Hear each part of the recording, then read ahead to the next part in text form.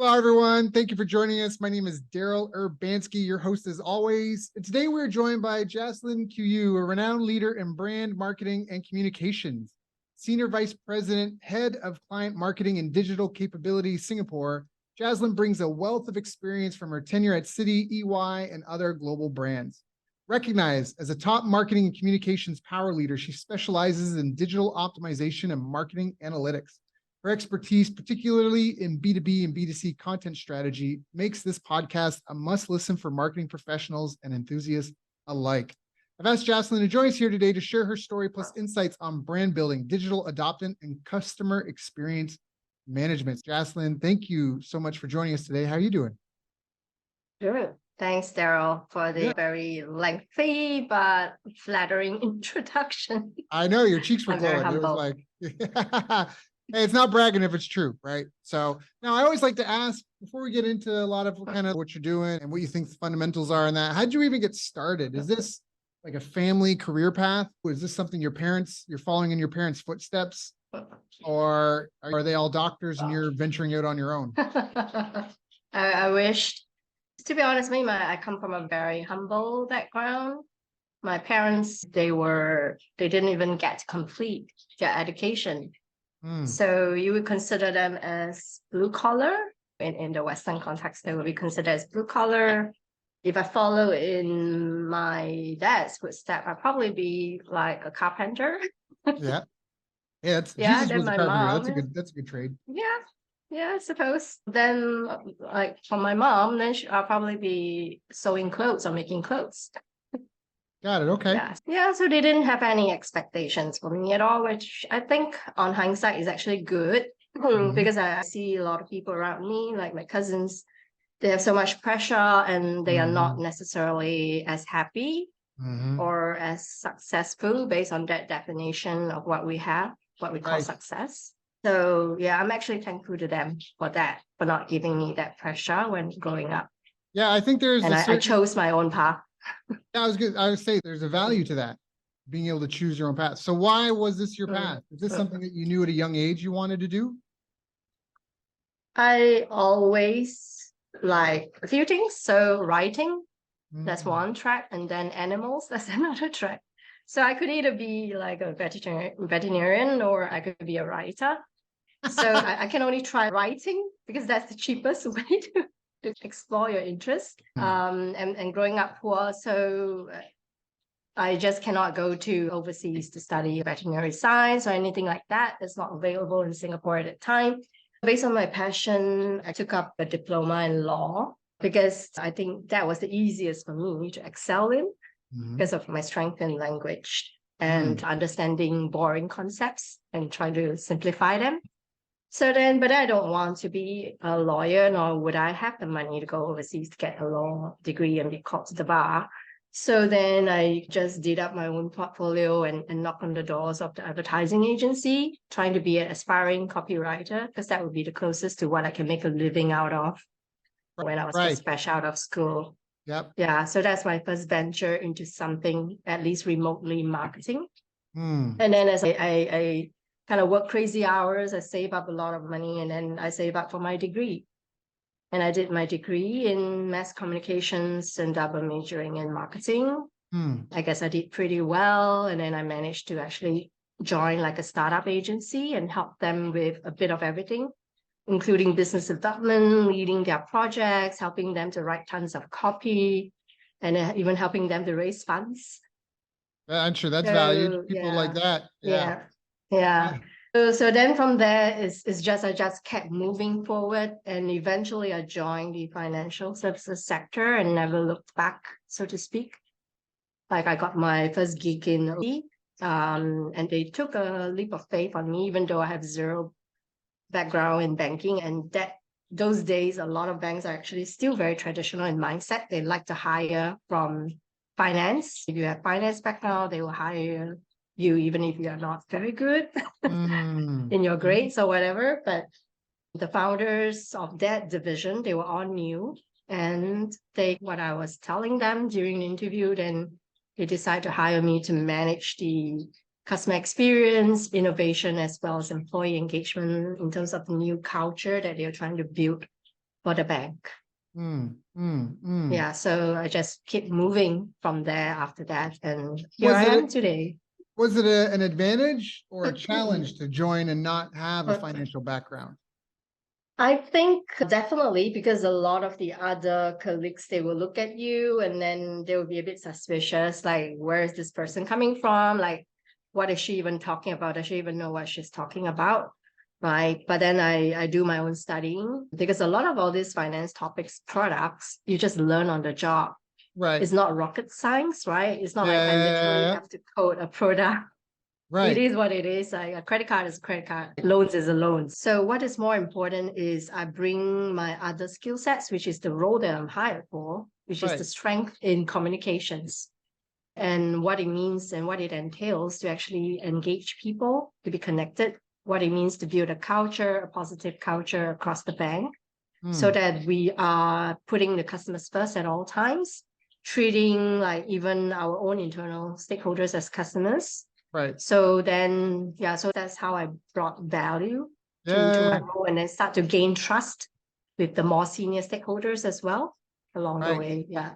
Well, I wonder, because there's a term I use with some of my friends that we call it black belt eyes. So I had in a different life, I had a martial arts school, and a friend of mine, he had a very successful martial arts school in Miami. But when he first started, he'd been doing martial arts since he was a kid, right? So when he was training, he was always really impressed if he met someone that could kick him in the head, because he'd been training for a long time. And he was like always impressed. So when he started his martial arts school in the beginning, he had a mental note that anytime they had a new student come to class, he would make sure he kicked them in the head, because he wanted them to know how good he was. And he couldn't figure out why people weren't coming back. So we call that black belt eyes, because it can be tough to remember what it's like to be the first person on your first day, and then the instructor wallops you in the face with their foot. Like, but for him, it just made like, why I kicked him in the head. Why? Obviously, they know I'm amazing. I'm so much better than them. Why wouldn't they want to study from me? And the people, that's their first thing. Like, this dude just kicked me in the face, never going back there. So all that black belt eyes. So I thought, that's why I asked that question. I wondered if it was an advantage, because you talk about it's not rocket science, but sometimes people, when they're trying to, like, most people buying stuff are not experts in it. Like, often when I work with people and they're getting started with content marketing, in the old days, they called it the 10 by 10 by 4. You should do the top 10 frequently asked questions, top 10 should ask questions, and then 4 kind of things like, for more info, go to my website, and hi, welcome to my website, and thank you for signing the 4 videos. But the 10 by 10 is frequently asked and should ask, because most buyers are not sophisticated in the marketing. So that's why, again, why I asked. I thought maybe by not being in finance, you would be able to bridge that gap.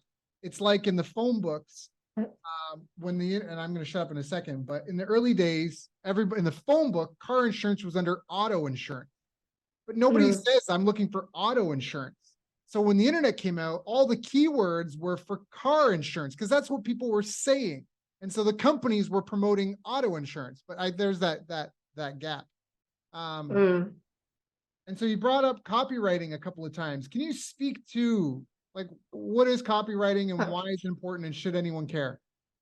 I think copywriting itself has evolved so much, like since the 2000s. 2000s, it's more really just writing catchy, attention grabbing. It's very salesy kind of copy, because it's so busy, and there's a lot of non-digital writing. We're still doing like print ads are still a big thing. That's how, but it has evolved now. It's not so much about copywriting. Now it's like content. See, because content writing, I think the two differences, that content, you need to understand the underlying proposition a lot better and a lot more. Whereas copywriting, you can have a glance, a very superficial kind of understanding of it, but you put a lot more of your creative thinking to come up with those catchy titles. But content, you need to get into the depth of the value proposition. What does it mean for your clients, to bring out that in something that's more convincing and compelling? So it might not always be as catchy, but at least I think it's a bit more convincing. I forget who he was. Maxwell Sackheim, I think his name was. He wrote a great book. It's not well known. It's Breakthrough Advertising. I think that's it. Do you know what I'm talking about? Have you ever read that? Yeah, I think I read a long time ago.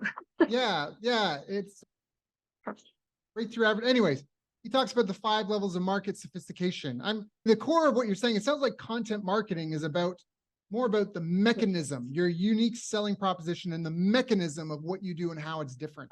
And then when you talked about that, it made me think about, hey, he had 5 levels of market sophistication, where level 1 is the birth of the market, where you can just make any promise.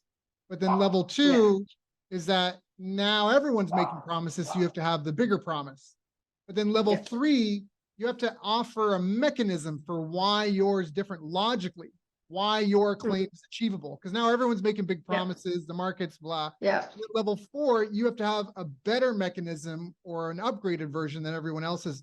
And level 5, now you need advanced marketing strategies. Now you really need the mechanism, the detail, the story, customer experience is, I think, a bigger part of it as well, where it's not even just the product, it's the whole thing. And it depends on the, like, AI was a great, ChatGPT, great example. Hey, our AI is amazing. It'll do all your writing for you. And then bigger claims now start coming out. And then now it's getting to a different mechanism. And I think as an example, we're entering level 3, where in the beginning it was just, we'll replace everyone's jobs. That's not true, right? Somebody else is making a better job. Well, we won't replace the job, but we'll do all the hard work for you, like a bigger claim. And now we're getting to 3, where what's the mechanism behind, and where the market's learning, like how these things are developed and which ones are good for what. And so just back to what you were talking about, it sounds like content marketing is more than just flashy headlines and telling stories, story solution. It's really about getting into the nuts and bolts. Is that fairly accurate? Is that? Yeah, for sure. Having even like a unique perspective and not being afraid to put that perspective up front ahead of the others, not just parroting what other people are saying, which I think still happens a lot, but just finding on top of all the noise, what is it that you can do that's more differentiated, but in a good way, not for the sake of it, for your customers, so that you can build the retention, you can build the loyalty, which is incredibly hard, of course, for a lot of those FMCG brands, especially. Yeah, I have a past guest. So you talk about having a unique perspective. I think that's really important to not be a me too, because if you're a me too, there's no one preventing anyone from copying you. There's nothing really unique about you. And you talk about having a unique perspective. One of our past guests, he used to do market research for major brands, like Fortune 50, forget 500. And he used to say that he would always hesitate to enter a market until he felt like he found the voice of contrarian reason. That's what he called it. He would stay in his market research until he would find the voice of contrarian reason. Like you talked about, that unique perspective that no one's talking about, but it's on everyone's mind and no one is saying it. And that's, I think that's really, because it's signal to noise. It's a signal to noise problem. You know, I know I've been talking a lot, forgive me. I want to say one more thing. Greg Glassman from CrossFit has this great talk where he talked about markets are ultimately unknown and unknowable. If I ask you how many people are shopping for a car today, you might be able to tell me keyword, trends, whatever, but ultimately we don't know the real number and it's changing constantly. But everybody can acknowledge excellence. So if your focus is solving a problem and being the most excellent at it, that can see you through. And I think that talk about having your unique perspective on things, right? Like instead of just doing what's always traditionally been done, have a unique voice about what would be more excellent and bring that to people. I think that is a huge value bomb that you just gave. I think that's great. Yeah, it's just like when you see Gen AI, I mean, everybody's just talking about it, but do they really know what it entails? Are you just following the Gen AI trend? Just talking about understanding how it really works, what it cannot do. I think that's dangerous. I think that's almost irresponsible. I think there's a lot of hype. And I think it's real, but at the same time, no one's really losing their job. It's like calculators. I feel like it's like calculators. Before you're still using calculators in school. That's what I'm saying. Before, the accountants and bookkeepers would have to do the math, and then calculators came out, and the ones that were good became more productive, and the ones that weren't lost their excuse for why it took them so long to do 2 + 2 = 4. And I think this is the same thing with AI, where it's just a tool. We've been creating tools since we first figured out fire. And this right now is just a new tool. That's really it. And some people maybe are going to be replaced, but they probably don't enjoy what they do and they're probably not very good at it. And they should go find something else. So to help anyone, do you have any tips for anyone who might be starting out or struggling with content marketing? Like, how do I win this after COVID? I know I need to be online. I need to have a digital presence. What do you recommend to someone that's starting out or struggling with getting their content marketing up and running and profitable? I think we have to bring the conversation and focus back on who you are trying to cater for, essentially your customers. You need to understand the voice of your customers, because I think a lot of common mistakes that companies make as well, be it doing content marketing, be it venturing into a new territory, or even creating a new product, is that they create something just to make money. But that does not necessarily mean it is what your customer actually needs. But it's just because it brings you the highest profit margin, or just because maybe your CEO says so, or somebody likes it that way.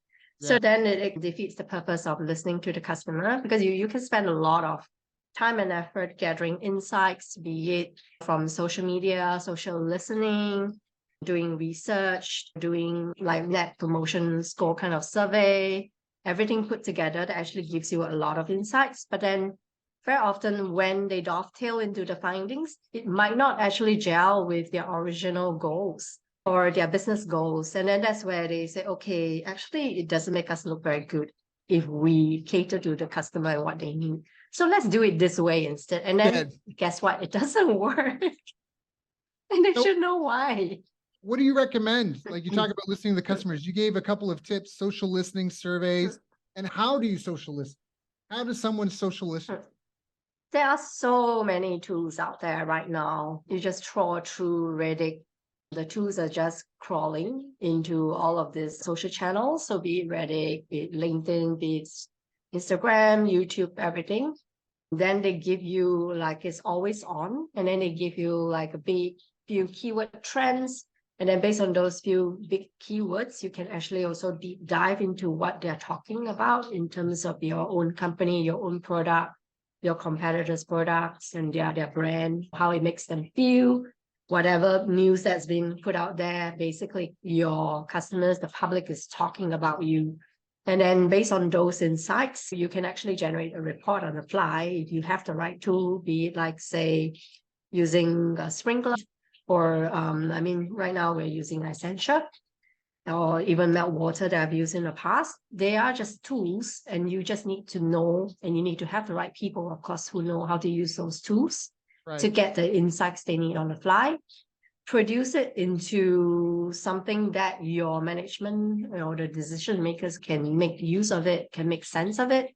And then you need to combine those as well with what you actually hear from your customers. For example, if you have a feedback loop as part of your engagement tools or platforms with your customer, that really helps. Be it, for example, if you have like relationship manager or business development people, they are speaking to their clients every day. So you need to engage them, make sure that they are channeling the client feedback back to you. Or if you have a telesales or a call center, you need to get the call scripts as well. You need to also work with them to understand what are some of the key challenges that they keep getting contacted for. So those are actually very telling of the problems that you're still not fixing for your customers till today. And then, of course, you can't fix everything, right? Because it is what it is. We only have so much bandwidth versus so much resources in a day. Then based on all these challenges grouped into key themes, you need to have a cost benefit kind of weightage, amount of human effort versus cost. In terms of value, execution? the output, the ROI that you actually get from solving the problem, and then you prioritize from there. But eventually, I think you should try to solve as many problems as possible. That's more like a longer term strategy. But as to how patient a lot of companies, like how much patience they have, commitment, I think it really varies. It depends on how committed they are to their customers. Yeah, I love that. And I think like we've seen this happen a couple of times already. Blockbuster versus Netflix. Blockbuster was a multi-billion, that's a billion-dollar brand.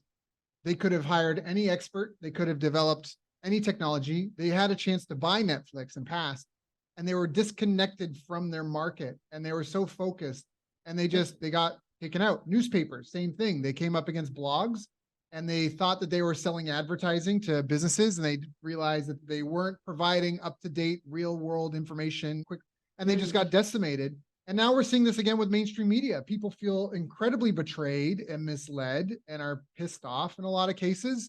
And so they're like, mainstream media is dying a horrible death publicly. It's like very visible to anybody, and they're trying desperately to try to fight tooth and nail. And it's just accelerating it because people want truth. They don't want lies. And you have to in some ways submit to what you can't control. It's almost like a Taoism thing, the path of least resistance, or like a jujitsu thing of using the momentum. And so I think you gave a great insight to terms of like where to get all this info based on, I may or may not have mentioned, we did a bunch of research going through all these studies. I hired 10 assistants to help me go through all these studies. For us with market intelligence, everything you said was perfect. And for people that are listening, the ways you want to help categorize this, the one thing that wasn't mentioned to be useful is you want to try to maybe figure out what, like a problem assessment. What are the problems that you're identifying through your research? Who wants the problem solved and why? That means who are the affected actors? Can you define them as a stereotype? What are the population size estimates and demographics, psychographics? What are the costs to the end user for the ROI calculation? Some people like, I know I heard you say that, and I was thinking that you're right. If I knew what would make me more money, that would be great. How do I know that? And so that's part of that, is identifying with these problems. What is the cost of not fixing it for your end users? Yeah. Short-term, long-term, what people realize, what maybe people don't realize. And then one thing that wasn't mentioned is your competitive analysis. Who are the top 10 solution providers for those problems? What data can you get on them in terms of their sales data, their locations, their target markets, their offers and price points? What are the industry benchmarks? And then something that actually I recently added, we had emergent technology and trends in the industry, but we actually added regulations and geopolitics, which I hadn't considered those, but that's definitely in there. And then like you mentioned, then you have to create your strategic plan around this. I think what you just said is so powerful. And it's one of those things where I think we all know people that we think are terrible in business, or maybe they're terrible marketers. And I'm not trying to throw shade on anyone, but my point is that we know people who are being successful in spite of their lacking in skill and ability. And a lot of times that can be because they're in the right market, right? It's just, if it's raining and you're selling umbrellas, we call it a bleeding neck problem. And so what you've mentioned is one of the most critical issues. If someone's bleeding from the neck, they're not going to compare prices. They don't want to hear your pitch. They don't want a sales page. They don't want to read customer testimonials. And so knowing the problems and the degree of severity. So what you mentioned is just such a powerful, and it's so easy for people that aren't on the front lines to get so detached from it. And like you say, focus on the money. I just thought that was a great tip, great advice. And I think people may want to listen to this interview a couple of times, make sure they got all the gems out of that. Now, what are some of the skills or behaviors that you believe are important for your staff to improve or develop, knowing what we're entering in terms of trends in the world? I think being curious, always be curious, not be afraid to ask why and why not. Having passion and being customer centric, really trying to not be so ingrained into the day-to-day of what you do and your product that you forget that you are also a customer. To always be neutral and detach yourself from that whole company situation. Take a step back and say, how would I feel if this is given to me? Would I actually buy it? Would I use it? If you answer your own question like no, then you know they're not really solving the problem that you have. And then you should know what you need to do. So I like passionate people. So I think passion goes a long way. It goes more than, to me, because it means that you will have a good attitude. You will have a thirst to learn. If you don't have necessary knowledge, you'll be hungry to achieve. But if you don't, if you're super smart, you have all the right academic certs, everything is checked off, but you just don't have that passion. Then I won't hire you. Yeah. Yeah, I Yeah. get that 100%. What are some of the habits that you feel have helped you climb the ranks and that you see the most successful, marketers around you? What are the habits that you feel are critically important? I mean, we mentioned some I of the think characteristics. other than being, of course, always hungry to learn, hungry to know more, not being too comfortable in their own shell. So not being afraid to step out of your comfort zone, to evolve with times. Like even for me, myself today, I'm starting to learn about the new trends. When data analytics kicked in, I started learning more. I signed up for courses on my own. If my company cannot sponsor me for courses, then I do it myself, right? I don't just sit around and complain. Like now, Gen AI is a big thing. I'm keen to know the gist of it. I want to get to the bottom of how it really works so that it can be convincing if I even talk about it. I don't want to talk about it till I know what it is. So I think it's important for marketers or even any other business professional to keep learning. No matter how old you are, you're never too old to learn, and you should keep learning, keep evolving, and then not be afraid to take on new challenges and new roles, even if it makes you uncomfortable. I never used to like public speaking. It's one of my weakness, but I force myself out there to talk. And then I make sure that I prepare tons of notes so that I don't get caught like just frozen like a deer in the headlights kind of situation. So that helps to evolve and develop me as a person and as a marketeer along the years. I love So that. I think that's my advice. And we've said it indirectly a couple of times, but to really hit the nail on the head, what are some of the greatest mistakes that you see either your other marketing friends or businesses making? What are some of the biggest mistakes that they make?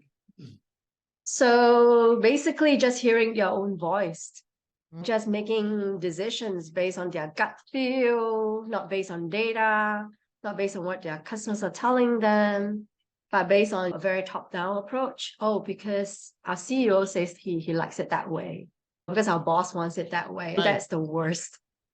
That's the worst thing ever. Than having groupthink. I actually appreciate people who have a different perspective. That's why it's very important to have diverse views in all of our team and not hiring from people from all the same backgrounds. Like having diverse backgrounds, I think actually helps to contribute to make sure that we cover all our bases and all the angles before we go out to the market. Yeah. I like following people who excel in what they do and talking to that. And there's a 5-time world champ that I've listened to an interview he had done. And he said earlier in his career, when he started getting limelight, when people were criticizing him and his performances, it really got to him. And then he quickly realized these people are helping me for free. Like, you're right. I need to write these down and work on these and fix them. And it totally changed it, where when people would critique him, oh, he's to this, he's to that, he's to whatever. He was like, yeah, you're right. This is free. Like I would have to pay a coach a lot of money to point this out. And I can, like, almost like you talked about the market intelligence, I can prioritize these on what weaknesses are holding me back the most and address them. And it's just a different mindset in the sense of a lot of people, especially in the West, we come from a culture where you do an exam and the teacher takes out the big red marker and shows you all the big X's and you don't want to fail. You don't want to see that. And so a lot of people, they like shy away from that. Whereas if you're trying to succeed in business, you, especially with market research, you come up with a minimum viable product, you take it to the people and you tell me, like, what sucks about this? And you keep fixing it until nothing sucks. And it's a totally different where you lean into the failure. You lean in to your failings and your weaknesses. You try to turn those into strengths. So I think that is a fantastic tip of advice. What do you see in the future? If you had a crystal ball, you can look forward 5-10 years. What are the trends that you are paying attention to? Obviously, you work in finance. You're also in marketing. You're in customer acquisition. Like, what trends are you paying attention to you think the listeners may want to hear about as well, or focus on as well? I know right now we are in this very content creation kind of world. Everybody is social selling. Everybody's just selling something constantly, selling themselves, helping other companies to sell their products. It's all for their own commercial benefit at the end of it. Mhm. But I think there will be more and more, the audience or the customers will become more and more cynical as well and Mm. discerning, because there's so much noise out there. Some people are just creating content and it's all like really weird content, like silly content. Right. And people just suddenly doing pranks on the street, and then that's content for entertainment. Someone But running I up see and that punching kind of, people. That sort of dumb yeah, stuff. Yeah. it's just so obsessed. We're all so obsessed with social. I think it will come to a saturation point where suddenly people will wake up, and as they start to get too crowded out by all the noise around them, they might start to distance themselves from social and start focusing, reflecting a bit more on what really they need to focus on. Mhm. And then they might start shutting off or unfollowing some of these channels that's becoming too overwhelming, so that they Right. can find that inner peace or that mindfulness within themselves. So Right. that will probably lead to maybe a few clear winners in terms of the social selling space, where maybe a few reputable platforms or trusted platforms that's deemed safe or that deemed to provide more quality content. Then these content providers or platforms will also become a bit more stringent in scrutinizing the kind of creators that they want to work with. Brands will also be more stringent in choosing exactly who they want to work with. So it's not just because you are super popular, Right. because you create some silly content, you have a lot of followers, then they will Right. choose to work with you. But it's like, what is it that you have to say that is helpful, that is really unique, Yep. that you really do believe in the brand as much as we believe in you? And then that probably will this is what I see going. But then, of course, the other crazy thing out there is maybe not so crazy because it's already happening with the whole AI thing.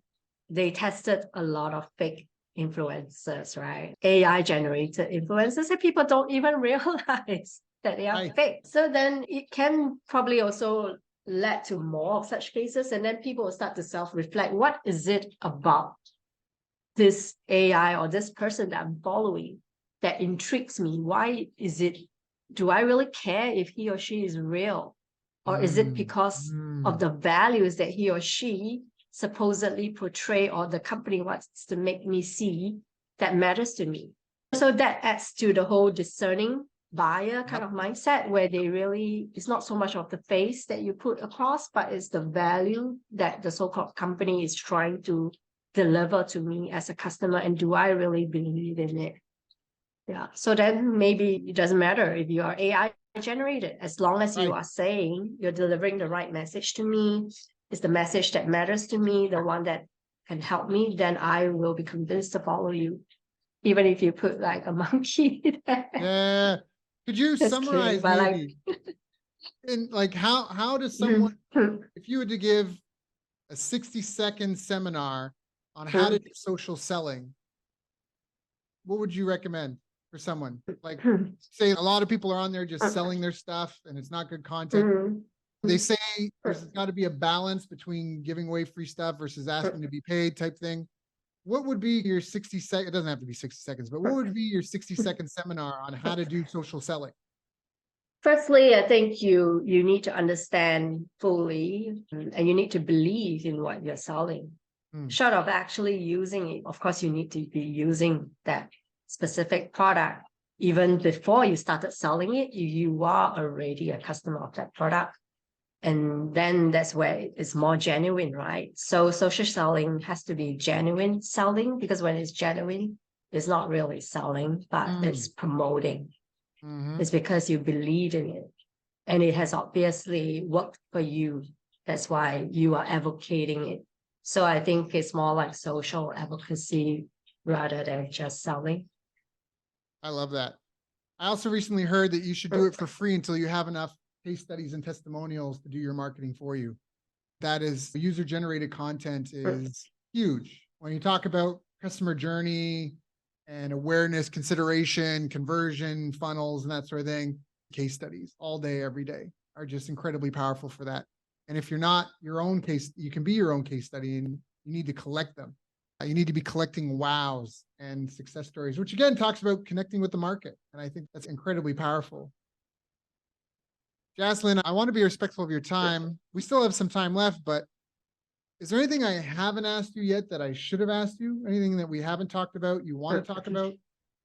No, I think it's been a great conversation with you, and I've learned from you as well. Thanks for sharing the experience. And my key takeaway after this is try not to get kicked. Run away. If you sign up for something, you pay for it, and then that person kicked you in the head. That's a very telling reason not to go with that. If people love what you've shared, if they don't have questions or want to follow up and ask more, what are some of the best ways for them to get in touch? LinkedIn. LinkedIn. Just connect with me on LinkedIn. Yeah. So you can find her, Jaslyin Qiyu, Jaslyin Qiyu. That is Qiyu. You found her. If you find she's in Singapore, working at Citi for MIT Sloan School of Management on her profile. Jaslyin, this has been a great conversation. People, like I said, may want to listen to it a couple of times, make sure they got all the nuts and bolts out of it. Thank you for coming and sharing. Know you have your own following, your own direct reports, your own priorities. Thank you for coming and helping people understand that there's no magic room. It's not like we're going to hang up and we're going to go, okay, here's the real secrets for success. Like we gave it away right here, right? It's about execution and sticking to the fundamentals that I think we just went over very beautifully in this call. So thank you so much for coming and joining us today. You are valued and appreciated. Thanks a lot, Daryl. It's been a pleasure.